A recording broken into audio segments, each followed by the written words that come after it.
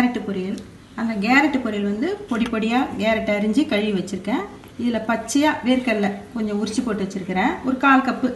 ஏன்னா பசங்க வேர்க்கடலைனா விரும்பி சாப்பிடுவாங்க, அதுக்காக. பெரிய வெங்காயமே சின்னதாக பார்த்து ஒரு வெங்காயம், 2 பச்சை மிளகா 2ஆக கீழ்ச்சி வச்சுருக்கேன், ஒரு 1/4 கப்பு தேங்காய் பூ.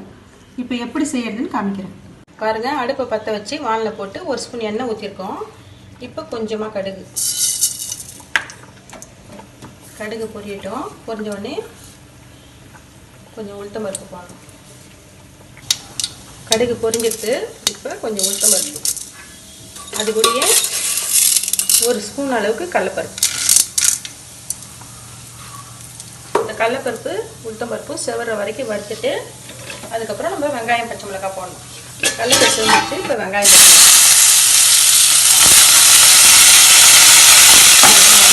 இப்போ நம்ம கேரட்டையும் வேர்க்கடலையும் இதில் சேர்த்துட்டு வதக்கணும்.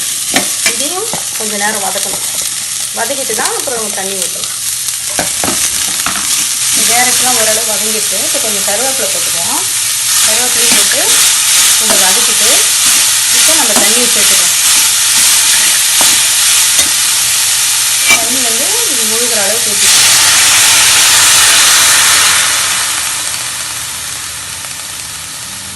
தண்ணி ஊற்றியாச்சு. இப்போ கொஞ்சம் மஞ்சத்தூள், தேவையான அளவு உப்பு.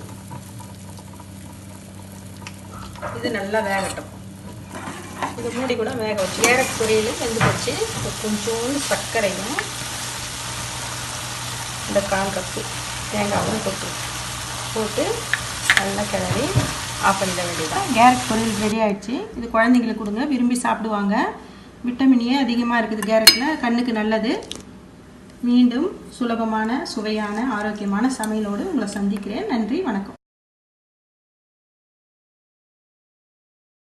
உங்களுக்கு இந்த வீடியோ பிடிச்சிருந்ததுன்னா லைக் பண்ணுங்க, ஷேர் பண்ணுங்க, சப்ஸ்கிரைப் பண்ணுங்க, மறக்காம பக்கத்துல பெல் டச் பண்ணுங்க.